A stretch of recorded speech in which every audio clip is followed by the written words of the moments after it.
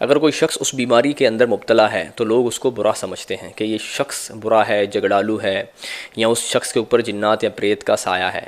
उनके घर में हमेशा हमेशा झगड़े का माहौल है, फसाद का माहौल है, एग्रेशन का माहौल है। तो कहीं डिप्रेशन और एनजाइटी और OCD, ये तमाम बीमारियाँ उसकी वजह से जन्म ले सकती हैं। उनको डराया है या किसी ने उनको धक्का दिया है, या वो रस्सी को देख के सांप से मुशाबत करते हैं ये सांप है, या अंधेरे में उनको कोई ऐसा चेहरा दिखता है। बीमारी है जिसके अंदर दिमाग की केमिकल इम्बैलेंस हो जाती है, जिसके अंदर न्यूरोट्रांसमीटर जो दिमाग के केमिकल्स हैं। बिस्मिल्लाहिर्रहमानिर्रहीम, अस्सलाम वालेकुम वरहमतुल्लाह। मैं वकास मजीदी, आप देख रहे हैं मेरे यूट्यूब और फेसबुक चैनल। लास्ट टाइम जो हमने side effects, medicine side effects के ऊपर जो वीडियोस बनाई हैं, लोगों ने उनको बहुत पसंद किया और उनको पसीराही मिली है। काफ़ी सवालात उनके ऊपर आए हैं जिनका जवाबात मैं दे चुका हूं। अगर आपको भी कोई ऐसा सवाल या हेल्थ इश्यूज़ हैं तो आप ज़रूर कमेंट सेक्शन में तो लिख सकते हैं। नाजरीन, आज का जो हमारा टॉपिक है ये बड़ा इंटरेस्टिंग और दिलचस्प टॉपिक है।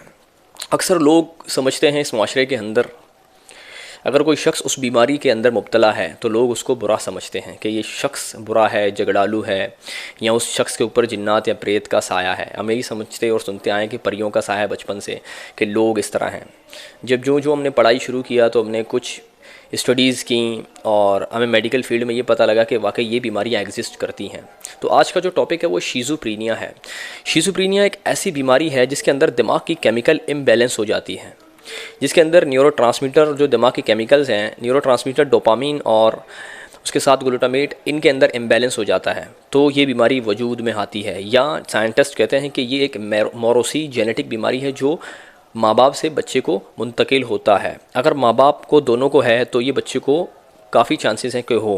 अगर से बाप को या माँ को दोनों में से एक को है तो थोड़े बहुत चांसेस फिर भी हैं किसी उस बच्चे को, किसी न किसी बच्चे को या उनके बच्चों को हो सकता है।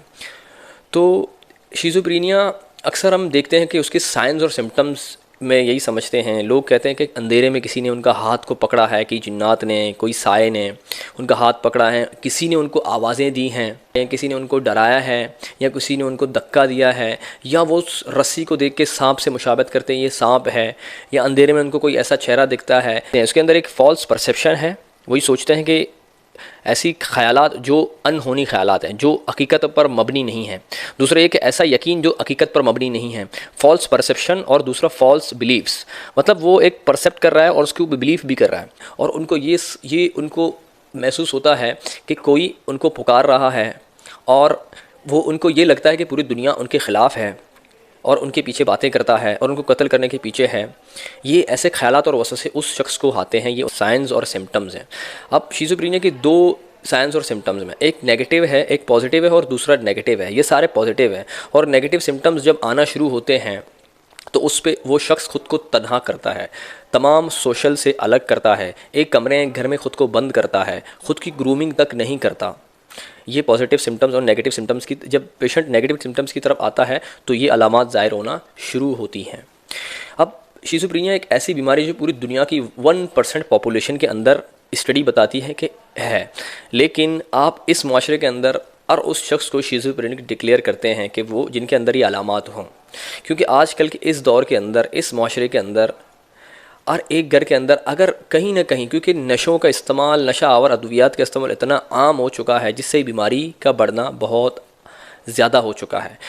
अब रिसर्चर ये बताते हैं कि वो शख्स जिसने चरस, गांजा, अफ्यून, क्रिस्टल, आइस, अल्कोहल या इस तरह की तमाम ड्रग्स यूज़ की हैं तो उसको भी हो सकता है, क्योंकि उसके भी जो केमिकल्स होते हैं दिमाग के, न्यूरोट्रांसमीटर, वो भी इम्बैलेंस होते हैं, डिप्रेस्ड होते हैं, जिनकी वजह से इस बीमारी के वजूद में आना होता है या इम्कानात होते हैं।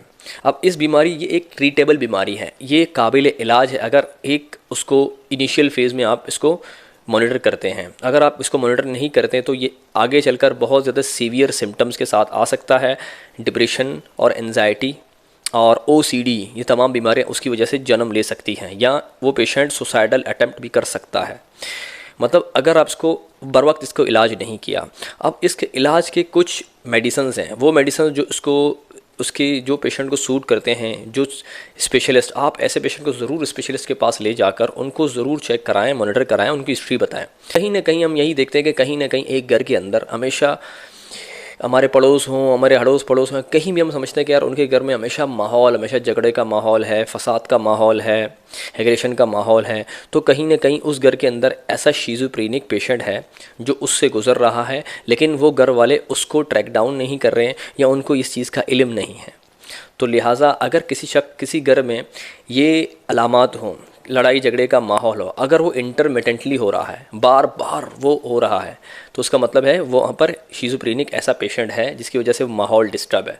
अगर वो ओकेजनली हो रहा है, कभी कभार हो रहा है, उसका मतलब घर के माहौल कभी ना कभी हो जाता है हर किसी घर में। लेकिन अगर बार बार ये डेवलप हो रहा है, इसका मतलब यही है उस घर के अंदर कोई ऐसा शीज़ोफ्रेनिक पेशेंट है जो इलाज के लिए उसको लाजमी अब किसी स्पेशलिस्ट को दिखाएं, उसको पूरी हिस्ट्री बताएं कि कौन सी मेडिसिन यूज़ करता है, क्या करता है, कब से और किस अरसे से, कितने दौरानी में ये हो रहा है, ताकि उस स्पेशलिस्ट को आसानी हो उसको इलाज करने में। अब इसका इलाज बहुत ही सिंपल और आसान है, लेकिन एक लॉन्ग टर्म इलाज है। जब भी स्पेशलिस्ट, साइकेट्रिस्ट, कंसल्टेंट इनको प्रिस्क्राइब करते हैं और उनको ऐसे मेडिसिन्स देते हैं, वो मेडिसिन्स हफ्ते या 2 हफ्ते के अंदर अपना असर दिखाना शुरू करता है। बर वक्त कभी जितने भी साइकेट्रिक मेडिसिन हैं वो कभी बर वक्त अपना असर नहीं दिखाते, उनको टाइम लगता है। 1 हफ्ते या 1.5-2 हफ्ते में अपना असर दिखाना शुरू करते हैं, लेकिन उसका इलाज साल, 1.5 साल या 2 साल तक मुसलसल इसी मेडिसिन से चलता है। वो मेडिसिन से इसलिए ट्रीटेबल है कि उसके दिमाग के जो केमिकल्स हैं वो उनको बैलेंस करना शुरू कर देता है। अगर बहुत ज़्यादा वो न्यूरोट्रांसमीटर रिलीज़ हो रहा है या इम्बैलेंस हो रहा है तो उसको बिल्कुल बैलेंस में लाने की कोशिश करता है। उस पेशेंट से उसको अफाके ज़रूर होता है। आप ज़रूर रूहानी इलाज करवाएं। हमारा ईमान है कि वाकई में ऐसे जिन्नात वगैरह इस दुनिया में हैं, एग्जिस्ट हैं इनकी, लेकिन आप ज़रूर रूहानी इलाज के साथ साथ नफ्सियाती भी इलाज को करें ताकि उस पेशेंट को बहुत जल्द अफाके हो। और अगर वीडियो आपको पसंद आई तो लाइक और सब्सक्राइब करना ना भूलिएगा। आज के लिए इतना ही, इजाज़त दीजिएगा। अल्लाह हम सब का हामी और नासिर हो। जज़ाकल्लाहु खैर।